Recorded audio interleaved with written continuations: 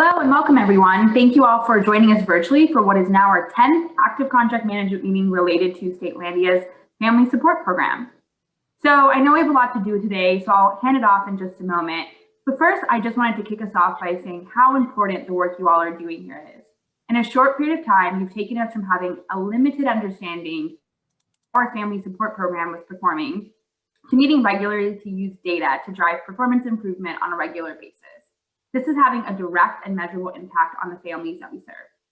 So in particular, we've managed to reduce the number of families who have a substantiated allegation of maltreatment after being referred to our family support program by a significant margin. This is the overall outcome we want to achieve with this program. And so far, we seem to be making progress towards achieving it. In other words, we've been making strides towards helping families in Statelandia live happy and healthy lives.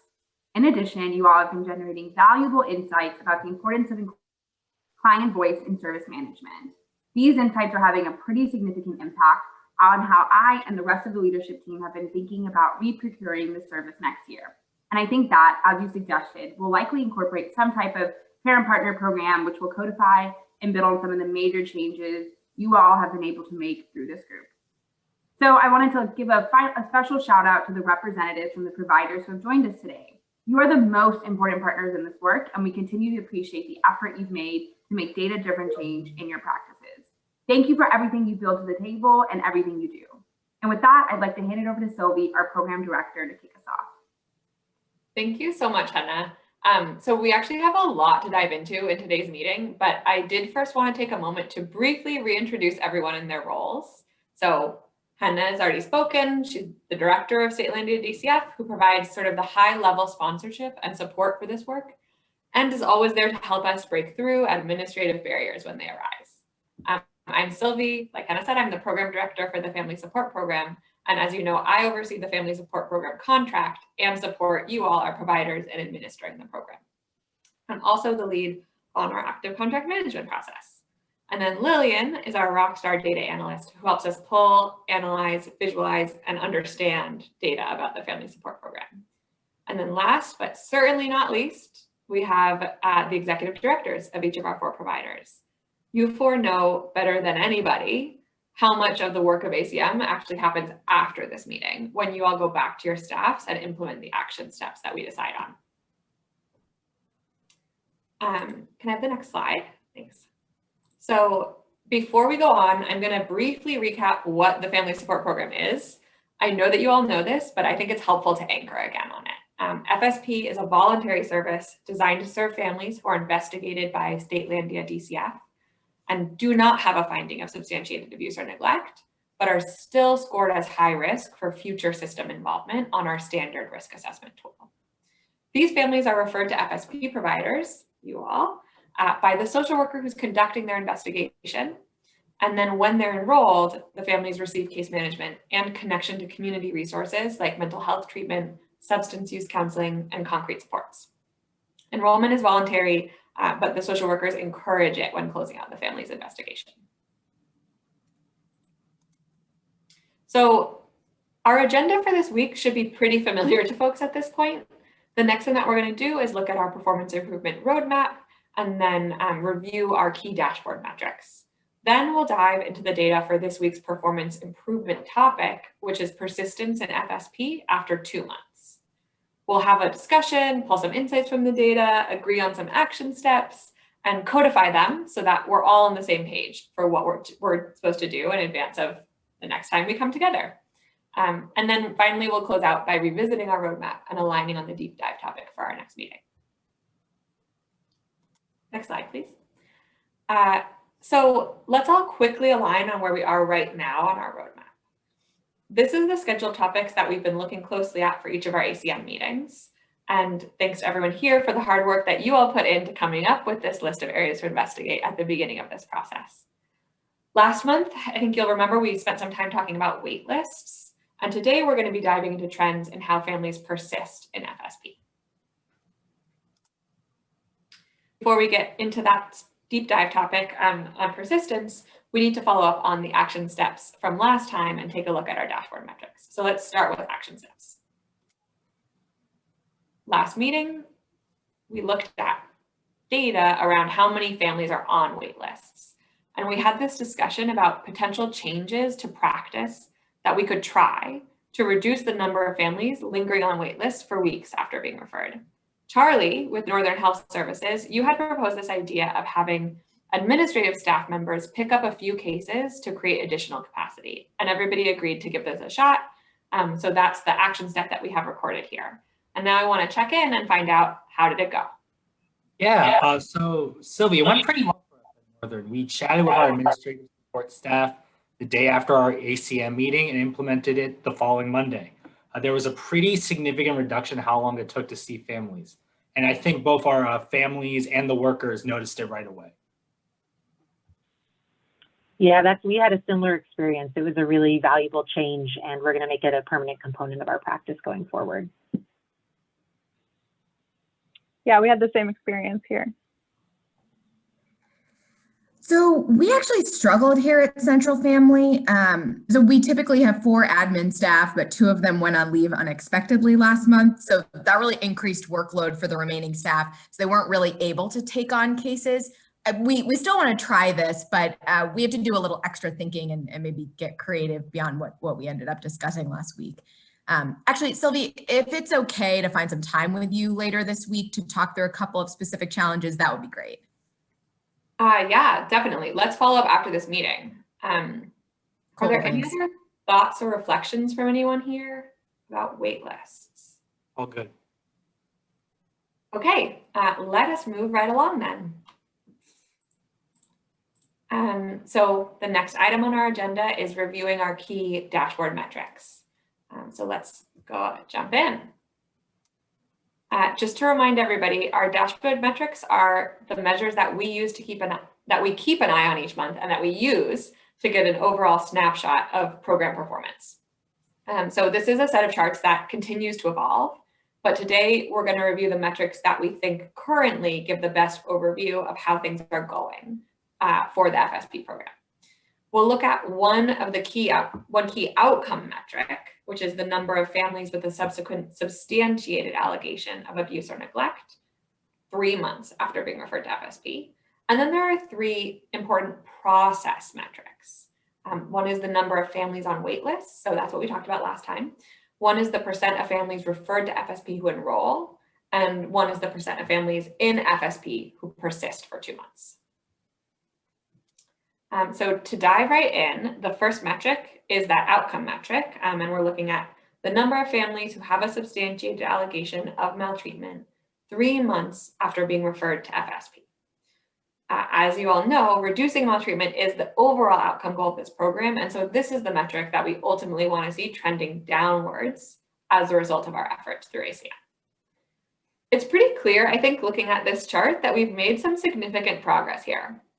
In the winter, a few months after beginning the ACM process, so this is when we began the ACM process, we added additional funding for concrete supports for families. And then the next month, we actually updated the DCF social work handoff procedures.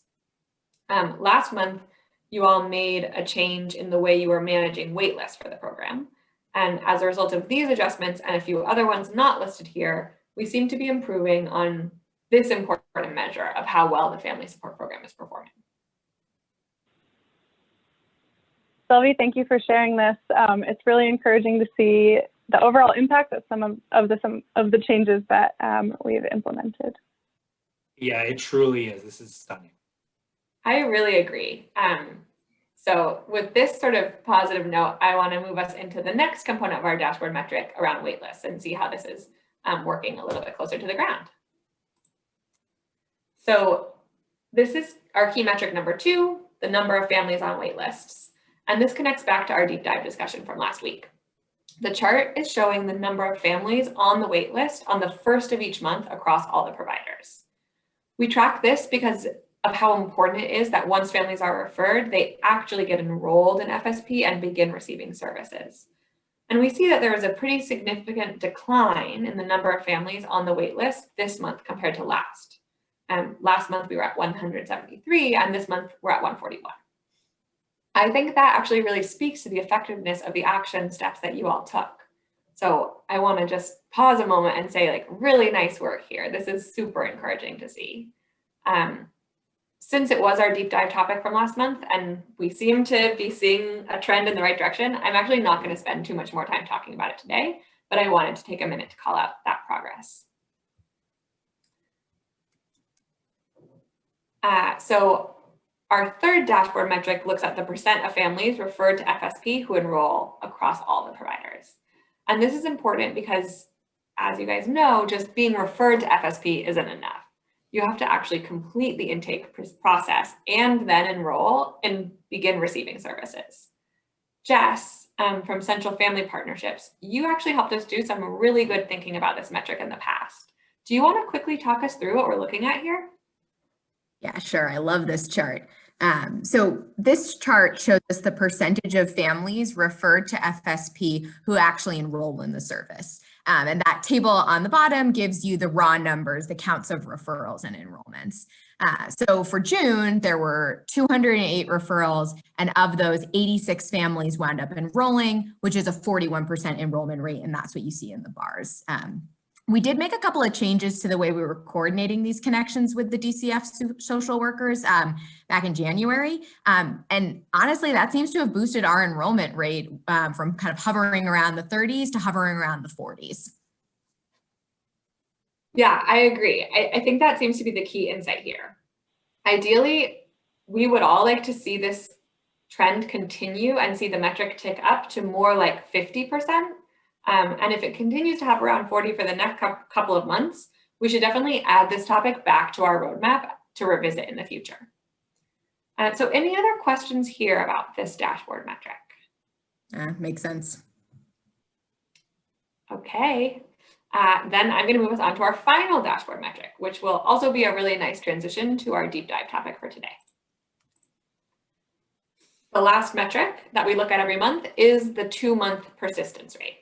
And this is measuring the percent of families that are still in FSP 2 months after enrolling. Obviously, we want families to complete the program, and we know that most families who are still enrolled at that 2-month mark actually do eventually complete services. So one thing to note on this slide, this red line, we've included the NCFS benchmark for persistence for programs of this type. Part of the conversation we're going to have today is around how we can boost persistence up to be more in line with that benchmark. Are there other thoughts on this metric or ideas about what people are seeing here? Yeah, no, thanks, Sylvia, for bringing this. It's a great graph. It does seem like we made some improvement in May compared to April. Could that be a good sign, perhaps?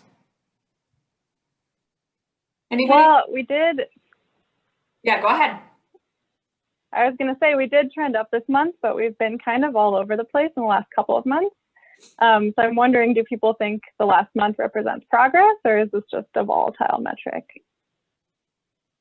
I'm going to say I think it's just the fact that because there aren't that many families enrolled in the service, small changes in the number of families that persist can actually affect the percentages a pretty significant amount. So Teresa, I don't know that I would actually read too much into the change from March to April. Yeah, I would agree with that. I think given how much this metric fluctuates, I would be really cautious about drawing conclusions based on kind of like month-to-month changes. That said, what we ultimately want to do is move this metric so that it's consistently above our benchmark. I think we're probably always going to have some fluctuations in this, but what we want to see is that those fluctuations are happening above this 70% target. And like I said, this is our deep dive topic for today. So we're actually going to revisit this metric and take a closer look in a minute. Next slide, thanks. Great. And with that, I am going to transition us into this deep dive topic around persistence. So the next few charts that we'll look at are all kind of different ways of peering more closely at the 2-month persistence metric that we just saw. I think by looking at kind of this more detailed analysis on persistence, we'll hopefully be able to find an understanding about what are the drivers behind that metric not being quite where we want it to be, and what can we actually do to address those challenges. Any questions about this plan for doing this deep dive? Okay, taking that silence as confirmation. So kicking us off, let's first look at 2-month persistence aggregated over the last 6 months and across all providers. So that's the yellow bar. And then this chart shows overall persistence rate for January to May by provider as well. Man, Midfield Resource Center seems to be the highest performer here. Good job, Emma. Yeah, I think that's the clear insight. But we want to do a little bit of a deeper dive in one layer and see if we can figure out what specifically is going on at Midfield Resource Center that's working, and if that is something that we can replicate across all of your agencies. So to help us have that conversation, I want to look at one more cut of data that we think is relevant to drive this trend. When we started having this conversation at the end of last month, we came up with a few hypotheses that we thought were related to the persistence that we wanted to test using the data. And one of these was that there's a difference in persistence between families that live in urban areas and those that live in rural areas. And so that's what this chart is showing you. It's the 2-month persistence rate for all providers broken out into those urban and rural categories. So the red bar is the 2-month persistence rate for urban families, which is 62%. And then that blue bar is the rural family persistence rate, which is quite a bit lower at 39%. I also just want to call out on the side, we've put a couple of the other hypotheses that we as a group came up with last month.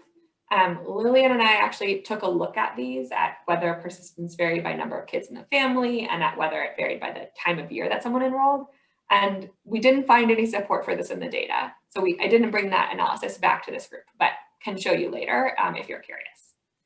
Is there anything else that people want to add here seeing this chart? I guess the only thing to add is that this is obviously a pretty serious equity concern here.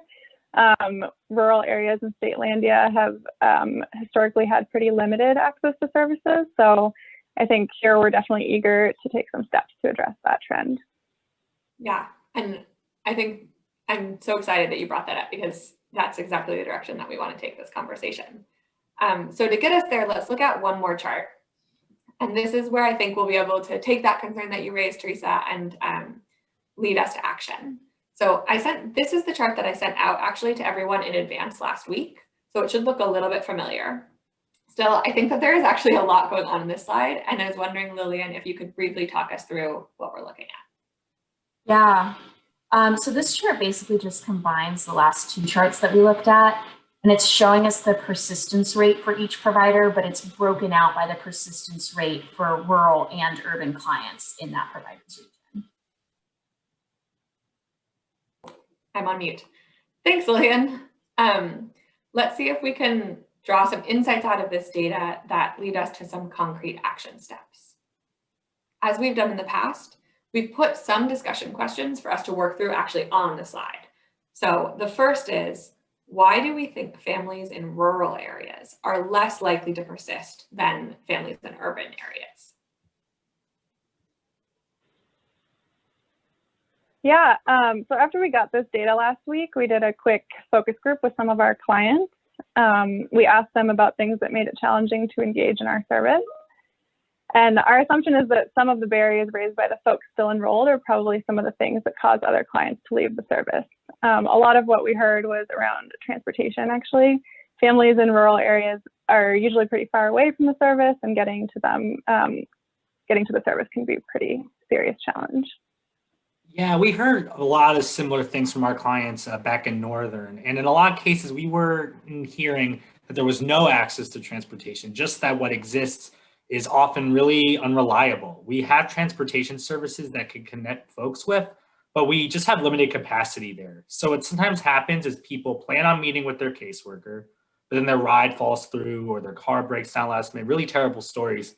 And once that happens, they miss 1 or 2 check-ins and we often lose touch with them, unfortunately. Ditto. I think at Central, we've also been hearing from rural clients that a similar thing happens to what you were describing, Charlie, for connectivity. So often people have a phone or a laptop, but access is spotty. They run out of data or somebody else needs the device, and it makes it hard to kind of be consistent. So it's challenging because we have concrete supports available to help folks with connectivity, but they don't always identify this as a need up front. And then by the time it becomes a need, we aren't in the position to address it quickly, and we lose touch with people. Got it. So it sounds like for both of those issues, for connectivity and for transportation, there's actually a challenge with identifying these as potential needs up front with families.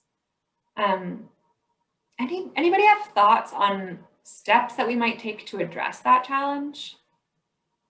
So I'm just spitballing here, but do folks think that there's a potential solution around rebalancing caseloads? Like, what if we assign caseworkers in rural areas fewer caseloads, just fewer period, such that they have more time to focus on these families and be responsive to their needs? I think that's a good suggestion, Charlie, but at least for us at Central, I don't think it would be practical to implement right now. Caseloads are fairly high across the board, and I'd be pretty hesitant to add any more cases to the workloads of our caseworkers who are working in urban areas. Sorry, I think I'm having some internet connectivity issues, but I would agree. I'm not sure that it would be feasible for us either. I'm looking at this chart though and noticing that Midfield Resource Center seems to be beating the trend when it comes to persistence for rural families. So I'd be curious to learn more about that. Emma, what have you all been doing at Midfield Resource Center that's working for that group of rural families? Yeah, it's funny you say that as folks have been having this conversation about transportation and connectivity.